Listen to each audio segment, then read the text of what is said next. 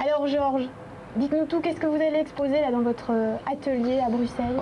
Je vais ouvrir mon atelier, donc mon atelier personnel. J'essaie de l'ouvrir 3-4 fois par an. Et cette fois-ci, je vais faire une plage. En fait, je fais des sculptures de femmes en maillot de bain. Ah oui, ça, il faut que vous m'expliquiez. Parce qu'ici, on a un petit exemple en studio. C'est pas tout à fait représentatif. C'est un chien, un chat, je sais pas, il y a des discussions. Ici, on n'est pas tous d'accord. Ça pourrait être un dragon. Mais, oui, un dragon aussi. Ouais. Mais c'est vrai que votre sujet de prédilection, ce sont les femmes dodues. Dodues. Alors, ça, vous m'expliquer d'où vient votre inspiration? Elle me vient peut-être de mes origines espagnoles. C'est peut-être de là que ça vient. Et en fait, la dernière fois, j'en avais exposé 2-3 simplement. Cette fois-ci, en fait, j'ai un très grand atelier qui fait 300 mètres carrés et avec 2 énormes estrades. Et sur une des estrades, je vais mettre du sable et je vais faire une plage. Donc l'été approche et tout, ça va être chouette. Et juste à côté, en fait, j'ai une deuxième partie. Je repeins des Christ et des Saintes Vierges que je récupère à gauche, à droite. Et puis je les refais à ma façon, donc très latino, très coloré. Et en fait, la deuxième partie de la salle sera une espèce de petite chapelle, tout dans le noir avec des petites bougies. Et là, on pourra voir toutes mes œuvres saintes. On va peut-être jeter un œil sur quelques-unes de vos œuvres. On a un petit peu tout mélangé, hein. C'est vraiment pour vous donner une idée. Alors vous faites ça, ce sont des sculptures. C'est de la sculpture, ça? C'est la sculpture murale en fait. C'est entre la sculpture et la peinture, parce que non seulement je sculpte, mais après je repeins par-dessus.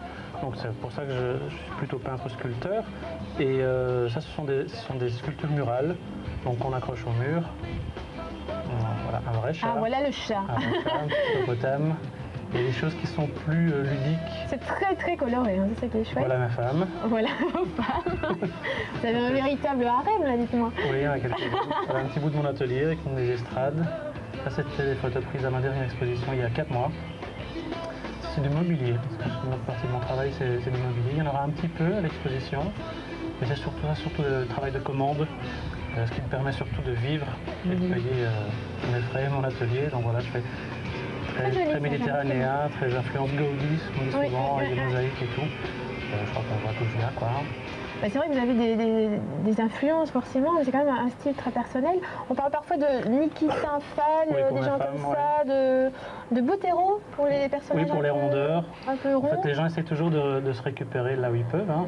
Donc, il faut toujours trouver. Il faut toujours qu'on soit catalogué pour que les gens se sentent rassurés. Donc c'est ce qui revient souvent. C'est Niki Saint-Phal pour les couleurs, Botero pour les rondeurs, et puis voilà quoi.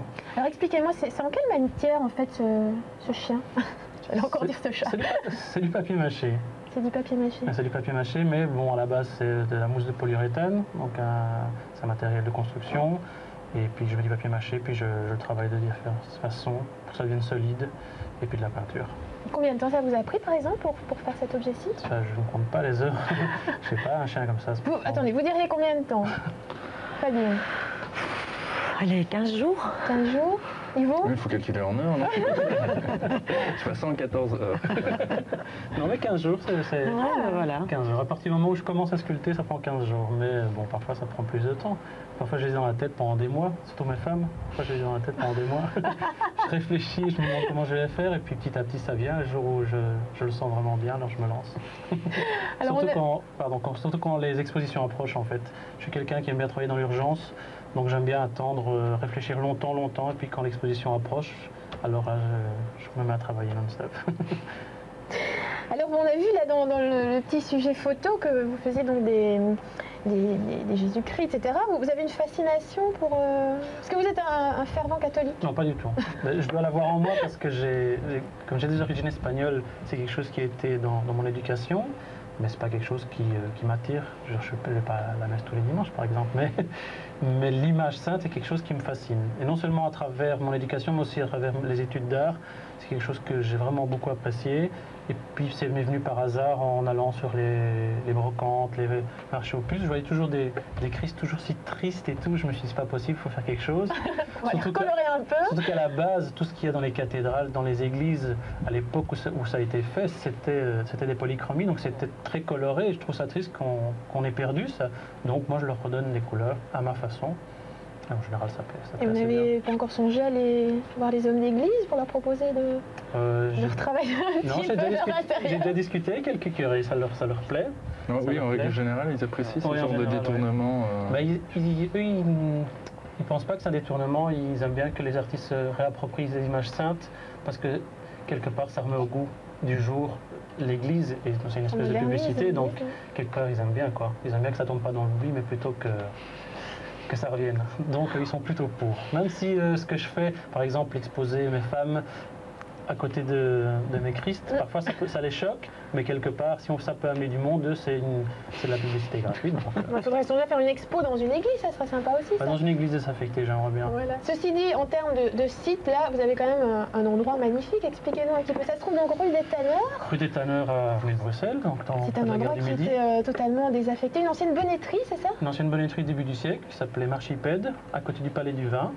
Et c'est un bâtiment qui est abandonné depuis 1930 à peu près, qui appartient aujourd'hui au CPS de la ville de Bruxelles, qui, en attendant des travaux qui devraient arriver un jour ou l'autre, qu'on nous promet depuis 5 ans chaque année. Donc chaque année on se dit qu'on va devoir partir, mais on est toujours là. Et il y a une SBL qui s'appelle Moving Art Studio qui a retapé à peu près l'atelier, enfin l'endroit. Ça fait 6 ou 7 étages. Et c'est vraiment début du siècle, donc il y a des colonnes en métal partout, des verrières, c'est vraiment superbe. Et eux, ils ont réhabilité une quarantaine d'ateliers, on est 50 artistes.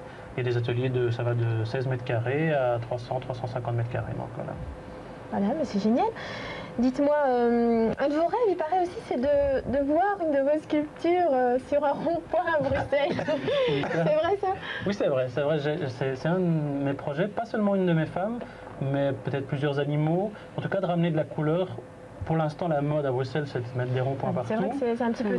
Enfin, ça nous vient de France, à mon avis, parce que c'est en France que ça a commencé. Et là, pour l'instant, à Bruxelles, on enlève des feux rouges, on met des ronds-points. Et plutôt que de mettre un arbre ou...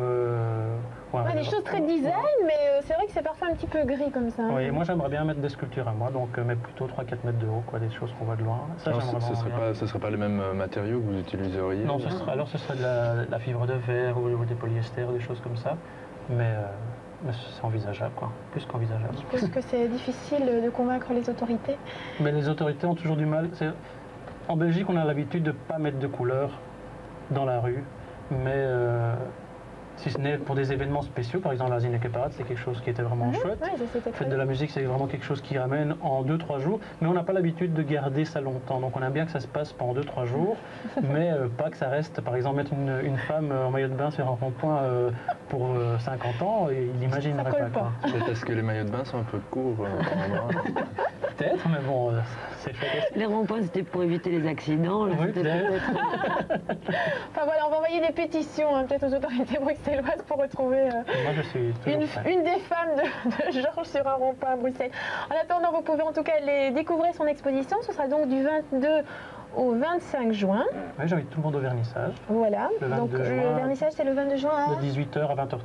Voilà, il y aura un petit verre en plus, je suppose. Exactement. C'est toujours bienvenu. Donc un numéro de téléphone, c'est le vôtre, c'est 0496 63 99 94, parce qu'en plus vous pouvez prendre rendez-vous directement et comme ça vous avez une petite visite guidée à l'heure où ça vous arrange. Exactement. C'est donc rue des Tanneurs à Bruxelles, voilà. En tout cas, une bonne idée de sortie pour découvrir les petits secrets de fabrication d'un artiste. On n'a pas toujours l'occasion d'aller comme ça dans un atelier et de voir comment ça se passe. Voilà, et bien on se retrouve tout de suite pour la rubrique découverte.